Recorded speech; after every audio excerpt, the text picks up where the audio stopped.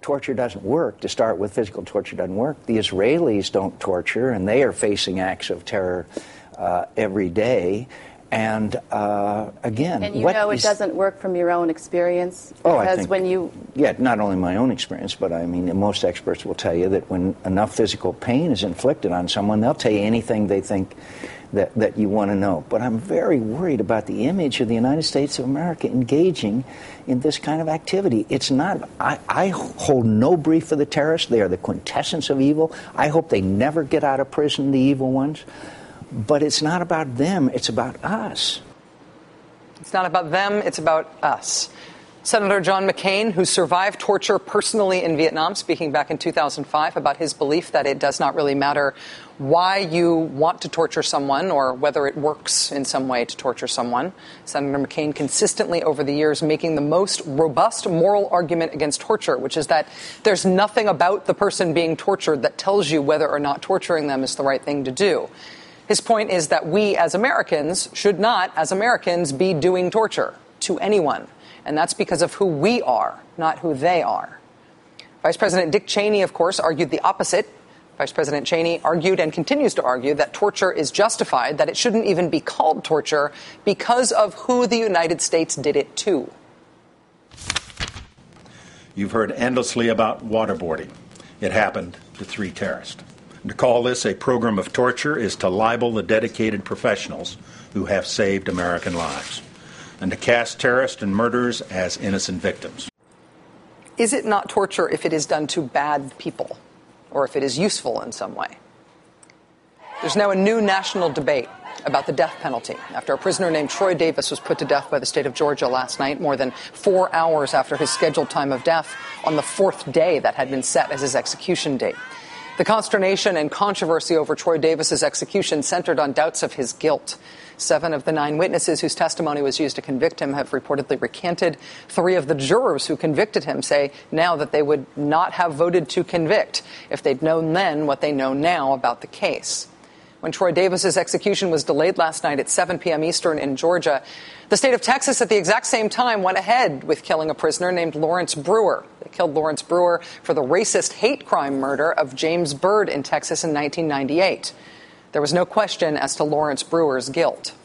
Tonight, the state of Alabama killed a prisoner named Derek Mason for a murder in 1994. The judge who sentenced Derek Mason to die lobbied against the execution, the judge saying that he actually ruled incorrectly in the case and Mr. Mason should not be killed by the state. But although there is that controversy over Mr. Mason's sentence, there is no basic question about Derek Mason's guilt.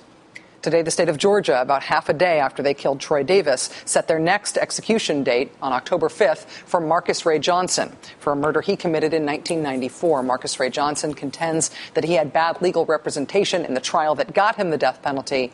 But here, again, there is no basic question about his guilt. Is the justice of the death penalty fundamentally about the goodness or badness of the person who is to be killed? Is it about their guilt or innocence? Or is it an intrinsic question about whether or not the governments that we build for ourselves are governments that should kill prisoners?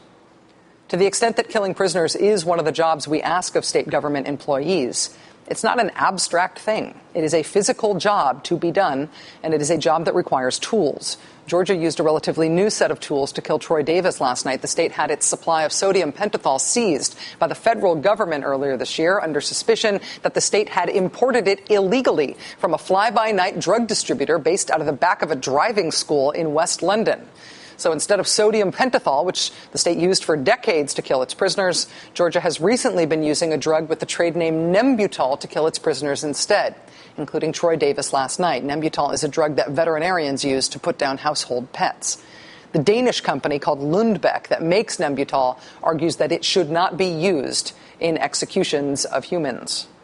The U.S. company that makes sodium pentothal contacted us here at MSNBC today, wanting us to let you know that even though they do not make their drug that was used to kill prisoners anymore, they also did not want their drug used in executions. And year after year, the company says it wrote to state departments of correction telling them to stop using sodium pentothal to kill people.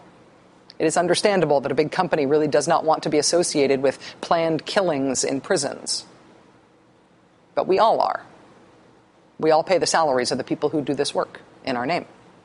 Joining us now for the interview tonight is Dr. Alan Alt, the former warden from the Georgia prison where Troy Davis was executed last night. He also served as Commissioner of Corrections for 3 states. He's currently the Dean of the College of Justice and Safety at Eastern Kentucky University. Dr. Alt was one of 6 retired wardens who wrote to corrections officials and the governor of Georgia yesterday, urging them to reconsider their decision to deny Troy Davis clemency and to consider the effect on corrections staff who would be carrying this execution out. Dr. Alt, thank you for joining us in our coverage late last night, and thank you for coming back tonight. I really appreciate it, sir. Yes, ma'am. As a warden and later as Commissioner of Corrections in Georgia, you participated in several executions early in your career. You told us last night that you view executions as a form of premeditated killing, premeditated murder. What made you think about it that way? Well, it's the policy book for executions, probably about 1.5 inches thick. It is well scripted. There's a lot of rehearsals. I don't know of any other type of murder that is that premeditated and or even scripted. So it's everybody involved knows exactly what they're to do and exactly what's going to happen and how that individual's going to be killed. In this letter that you and a number of other retired corrections officials sent out yesterday, you wrote about what you described as awful lifelong repercussions that come from participating in the execution of prisoners. I know we discussed this late last night, but I'm wondering if you could tell our viewers now, if you could describe what participating in the executions as a process is like for prison staff.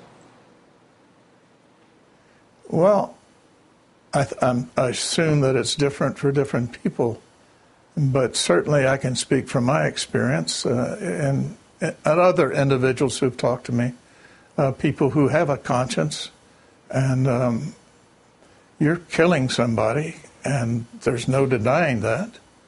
And especially when we know that several people have been declared innocent with the new scientific techniques, and we're not real sure if the individual we're executing this evening or next week is really guilty. And that in itself, that kind of doubt.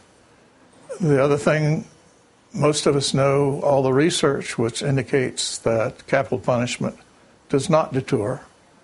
And it seems so illogical to say to the public, we do not want you to kill, and to demonstrate that, we're going to kill individuals.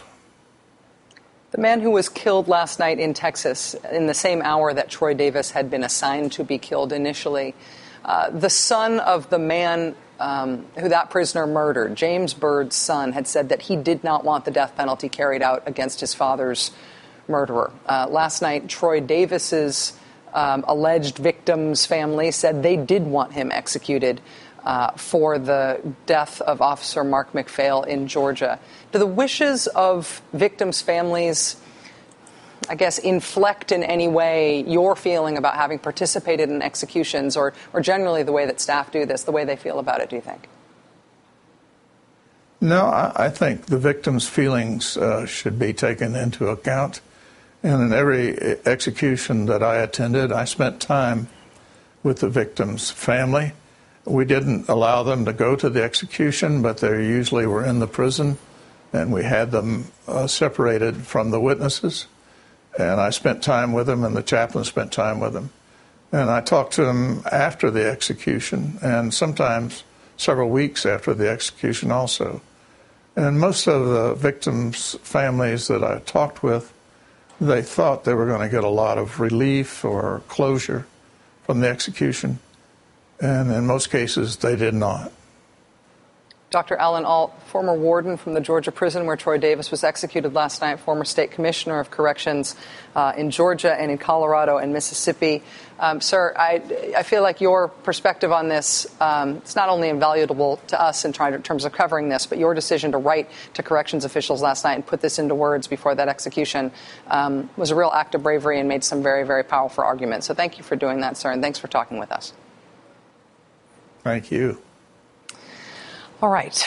Republicans in Congress say they would like to pay for disaster relief by taking money from other government programs. House Democrats are saying no way to that. And now, apparently, we are facing another possible government shutdown crisis over this.